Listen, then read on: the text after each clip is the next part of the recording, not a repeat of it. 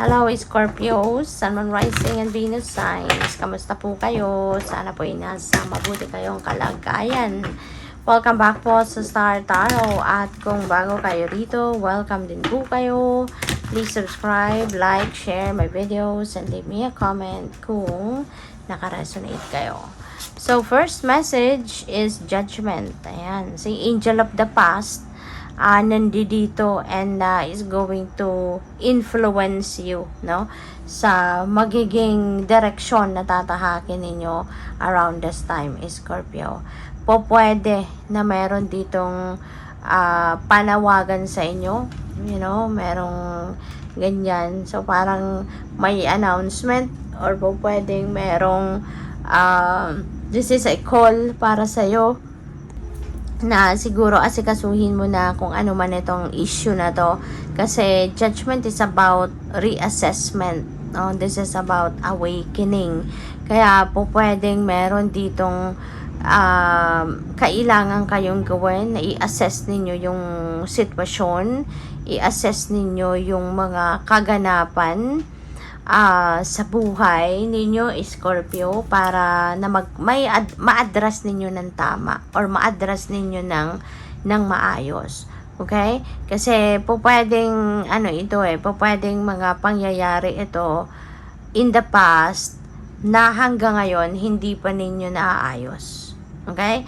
Or hanggang ngayon hindi naman ninyo natututunan pa yung lessons na dapat ninyong matutunan from this situation, kasi nga po pwedeng hindi naman ninyo pinapansin or hindi ninyo napapansin, no? So po pwedeng ganon, and that could be related, no, to your past experiences, especially relationships. Kasi parang merong karmic cycle dito, no, na dapat na ninyong putulin, kasi maaaring yung situation na to pabalik-balik, hindi lang isa, hindi lang dalawa, you know, at maaaring ngayon parang siguro nare-realize ninyo, no? Wow, nangyari na to dati. Ito na naman, 'di ba? Kaya maaari yan ay papansinin niyo na din sa ngayon. So we have 9 of Cups. Napakaganda kasi 9 of Cups signifies happiness. This signifies a lot of blessings, no, might come your way. Kaya i-align niyo na yung inyong sarili with this energy. I-claim nyo na to. Write it down in the comment section below that you are claiming it. Seal it. At i-align mo na talaga yung inyong energies with this energy para tuluyan mo na tong ma-magnetize towards you, no? Yung mga blessings na to. At yung mga blessings na to could be in any area of life, ha? Hindi lang ito sa isang area ng buhay ninyo. But yes, there could be some of you falling in love. Maaaring meron ditong mai-engage. Yun ang baka meron na magpo-propose. Yun ang napipick up ko. Pwede rin na have financial and material blessing ito. Kaya good luck sa'yo. At wish fulfillment energy din ito. So most likely, meron dito mga wish or wishes na magka-come to fruition na. Meron na kayong wish or wishes na ibibigay na sa iyo ang universe.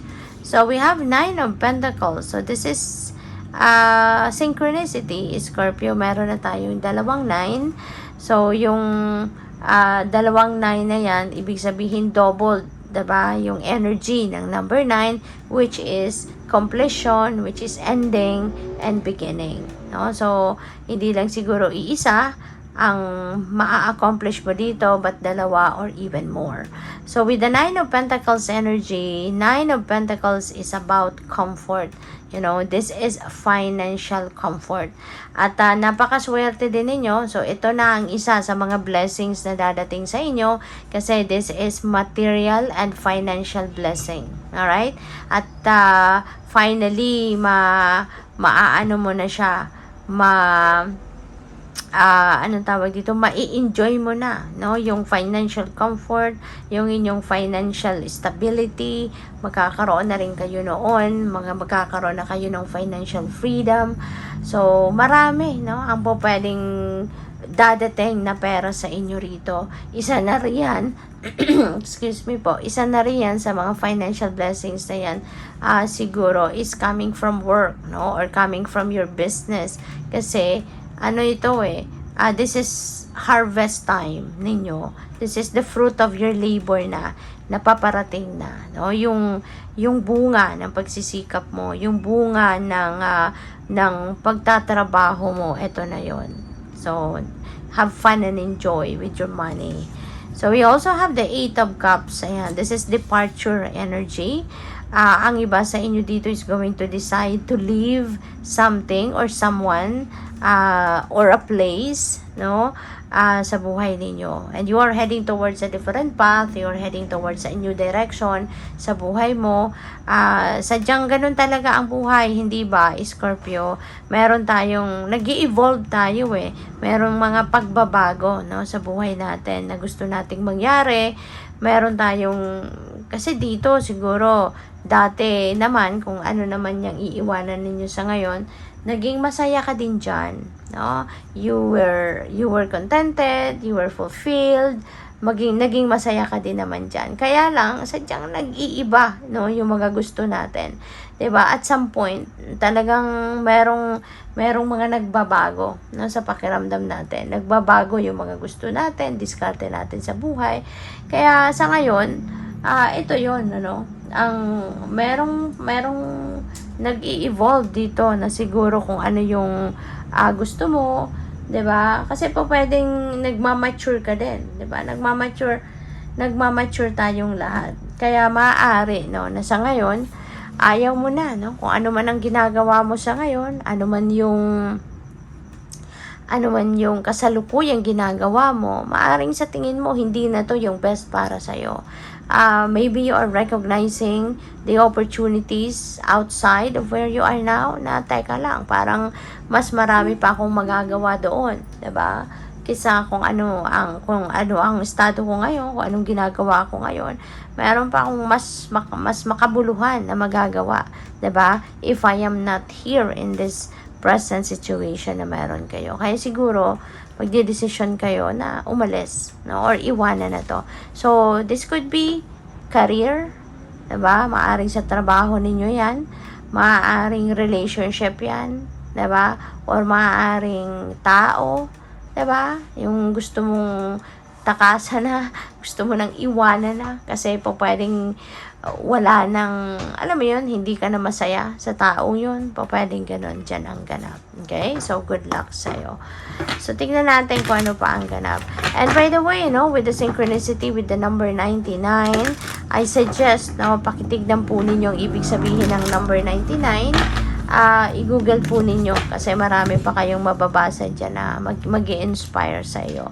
So, we have helpful people and big happy changes. Wow! Napakaganda naman ito. Uy! Tapos, meron din tayong romance. So, swerte-swerte ninyo. Napakaganda na mga messages ninyo sa ngayon. And, napakaswerte din ninyo kasi you are also being surrounded with helpful people. Diba? Napakaswerte kasi there are so many people around you na lagi ninyong natatakbuhan or lagi ninyong maaasahan, 'di ba? Whenever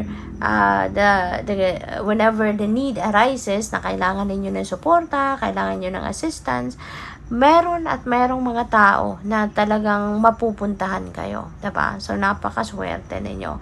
And also, we have big happy changes. So yung mga blessings na 'yan, 'di ba? Yung financial comfort na 'yan, yung kung ano man yan, no, na new beginning, talagang magbabago ang takbo ng buhay ninyo.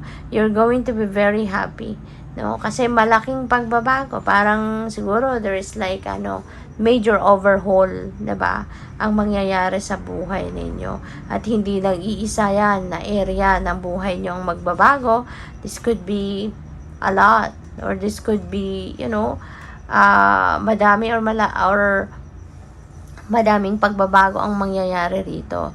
At you will be very excited. So, unang-una, 'di ba? Magbabago yung kaperahang aspeto ninyo, 'di ba? And siguro, it's going to have a domino effect. No? Hindi lang talaga nandiyan, no, sa pera ang pagbabago, but it will affect a lot of things, a lot of areas of life ninyo ang madadamay na mababago. Kaya magkakaroon kayo ng big happy changes. So we also have romance. Maaring isa pa ito, no, sa blessing na dadating sa inyo. Baka meron na magpo-propose sa iyo, or pwedeng ikaw magpo-propose, or pwedeng papunta na kayo, no, sa pag-aasawa na, or baka ang iba, baka papasok pa lang kayo sa isang romantic relationship. Kaya whatever the case may be, have fun. Okay? At ini-enjoy ninyo yung pagkakataon na yan. So, good luck po. Thank you for watching. Love and light. Namaste.